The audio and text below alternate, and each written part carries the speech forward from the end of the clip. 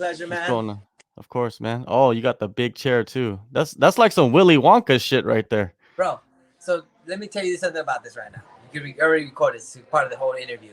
I Okay. actually work with this fashion designer. Her name is Camille Flawless.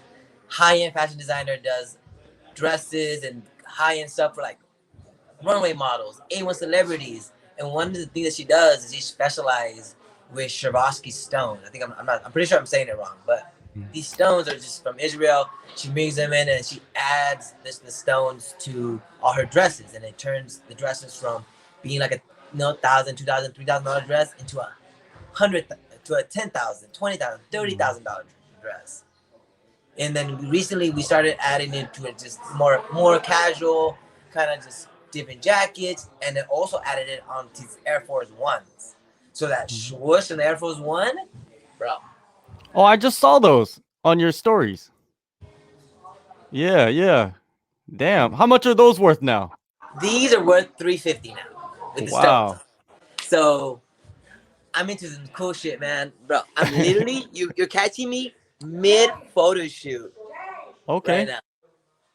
I told him I had to Damn. wait because my manager said, hey, we gotta do this interview. So I'm like, hey guys, we're gonna All right. wait a little bit, Fine. get this done.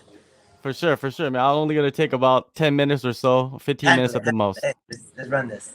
One of Washington's finest, Gustavo Lopez.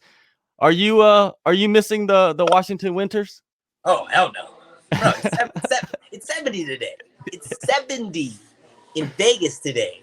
Yeah, Why would I miss something like that? I exactly. absolutely love it here. It's beyond amazing. Everything I've wanted. It's warm. It's nice. It's fucking. All these amazing people, amazing, gorgeous women everywhere. Why would I leave? Exactly. And you got the fashion thing going on. And then this cool ass chair. Yeah, for sure. Now, I wanted to get into 2020 first, you know what I mean? Because 2020 was a big year for you. You got signed by the UFC. You made your debut on short notice. Your second fight, a bunch of obstacles in that one too. You know, it kind of like the roles reversed on you. You were the one that was set to fight, and then your opponent pulled out. They bring in a new No, he didn't guy. pull out. He had COVID. Oh He yeah, had well, COVID yeah. the weekend before. It's funny because I had COVID 3 weeks before that. Mm-hmm. So literally 14 days before my fight, I got over COVID and I should have been cleared. And that Friday, I tested positive. And then the doctor was like, hey, he should be good. Test him again on Monday. And that weekend, we got a call that my guy got COVID, and my guy got COVID, and now I got to fight this new guy. And they ended up giving me Burchak, that's one of my own teammates. Yeah. So it's a crazy obstacle. I literally, people were like, hey, are your lungs okay? Could you fight? And I'm like, yeah, bro, let's fucking go. I fucking feel great. Let's fucking handle business, get that W, go home. For sure. Well, go in there, get that W. But like I said, a lot of ups and downs that year. You know, what was the growth like for you as a person last year, as a fighter too? Bro, my growth the past year has been phenomenal. I started reading more and listening to all these audiobooks about just mental thinking and just being grateful about all the opportunities that I have and taking all the good with the bad. And it's crazy that all these crazy things that's happened in my life, it's been fucking, it's all for the positive. Every time you think things are going bad, it's opened the doors to more opportunities. You just got like at the time, it just uh, bad breakups, got into drinking, got into all this dumb stuff, and then realized, and then all those things opened the doors to be like, I don't want to be there. I'd rather be happy and enjoy my life and just enjoy life, man. And now my way of thinking is different. I got a big shout out to my hypnotherapist Dom. He's been getting in my brain and kind of reworking some things, and I've been reading and I've been changing my lifestyle, and I just absolutely love it, man. Look at me now, Yeah, for happy as sure. could be, grateful about life, and literally physically, mentally, and spiritually in the best place I've ever been. Dom, he trains at 10th Planet. I know Yes, Dom. Yeah, yes, he's bro. legit, man. Yes, he is. He is phenomenal, true wizard. He's gets in your brain and just makes you think right. For sure. Well, hey man, you did well in your last fight. Now you're heading into this fight. it's unique because you fought Marab in your debut. You take on Burchak. Both those guys are in good position in their careers, and you're taking on Yanez, a young guy, a prospect. Were you kind of confused a little bit? Did you expect someone with a bigger name or at least upper, No, echelons of I the division? coming into the UFC first fights, I knew I was gonna get some up and comer kid or some guy that's kind of in the mix, not top 10. Of course, you're not gonna get to top 15 real quick. The Marab was. I'm grateful for Marab because he gave me the opportunity to get into the UFC. Because without him, I wouldn't be here. I wouldn't have the opportunity that I have now. And thanks to him, I appreciate that guy. He actually come to Extreme Couture now with helping Sterling get ready for his fights, and I'm like, just last Wednesday was like, hey, we're wrestling, like, hey, let's get some rounds in, Yeah. let me feel you, like, feel this, you feel me how I feel with a full camp, and he's like, hey, no, that's the rematch. Yeah, that's what I was gonna say. It's like if you had a full camp, I would like to see that, rematch. I would like to see you guys head in together with full camps and prepared. Well, It's a different fight. he had a full camp, Yeah. he had a full camp, and I got a 20-hour notice. Hmm. So it says something about, I cut future. 17 pounds in 20 hours and then fought a number 15 guy in the world. Yeah. And, on my own. I lost. No doubt about that. I definitely lost.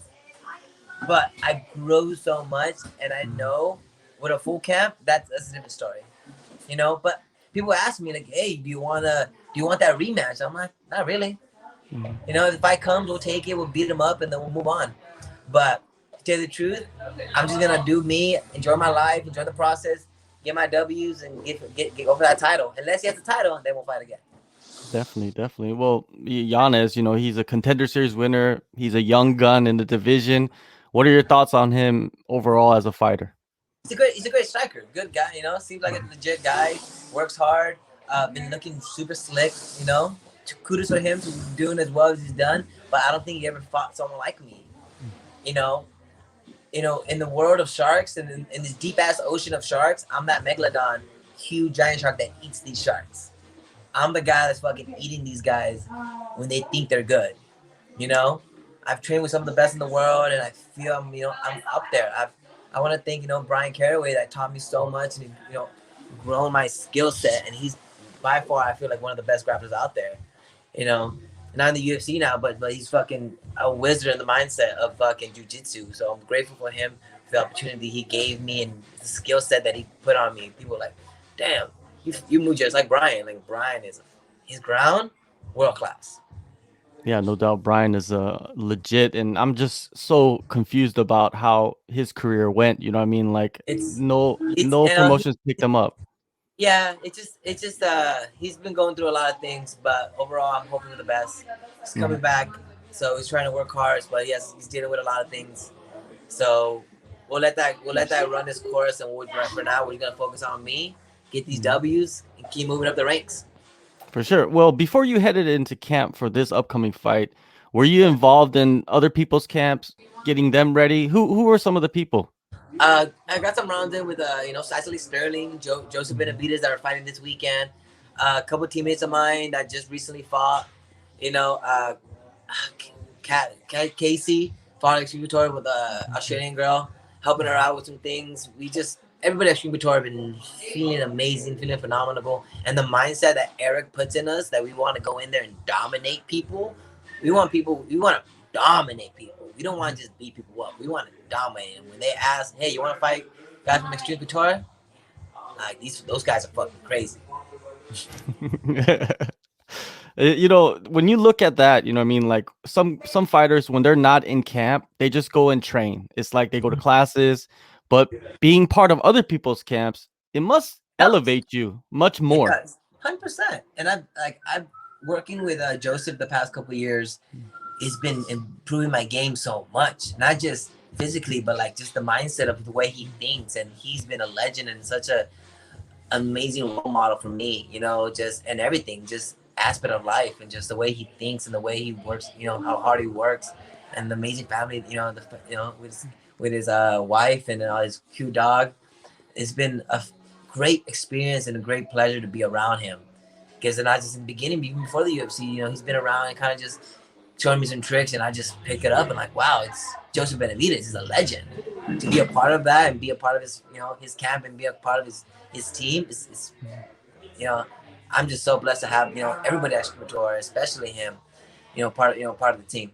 You're a big, solid 135er. I've heard that you walk into the cage like around 160. That's pretty massive, man. How much of a factor do you think size and strength will be against Yanez?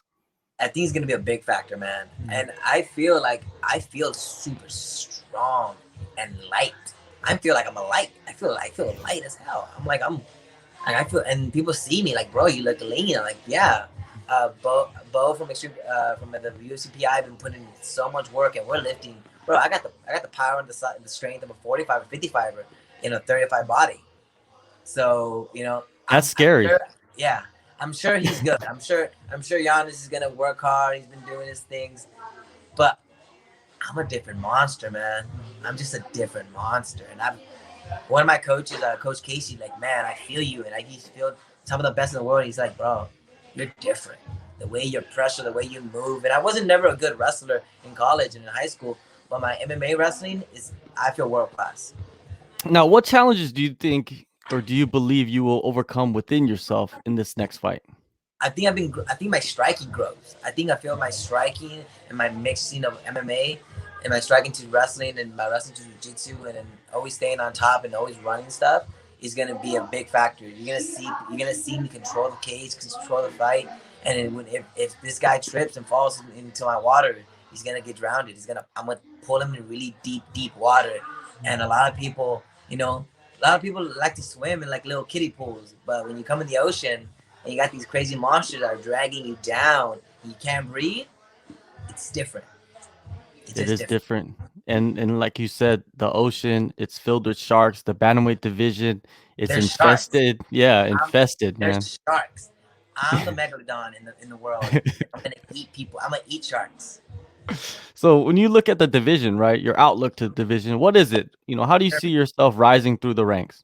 I feel myself going through people, but I understand like the fight with Jimmy Rivera and Munoz, they looked incredible. Yeah.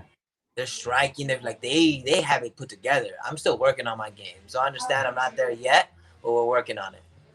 Those calf kicks, man. Jesus. Great. Absolutely amazing, right? They're fucking. I'm like, wow. And I talked to Munoz before, and he's like, bro, such one of the nicest dudes out there. So it's a good standard to have. Yes, I am a monster on the cage, but I'm actually a really nice guy outside. I'm out here playing with fashion and having photo shoots and playing with these cool ass, Air Force Ones, which are rocky crystals on there. It's some fun stuff to do, man, and it keeps my mind away from fighting all the time and enjoying about because I went to school at Menlo College and got my bachelor's of fine arts. So I'm a businessman. I understand business and I know how to run stuff like that. But I enjoy fighting. It's my passion. My goal is to be the best in the world, and we'll work on that. It's great to see, man. You're involved in many different things in your life, and now in this upcoming fight, what do you see, man? What do you envision? I feel he's gonna get knocked out or he's gonna get drowned. He's gonna get finished. All right. Well, March 20th, UFC Fight Night in Las Vegas, right down the road from your house. Thank you so much, Gustavo, for the time. All the best to you, man. Thank you so much, man. I appreciate it. Take a move in the ring. You can hit me with a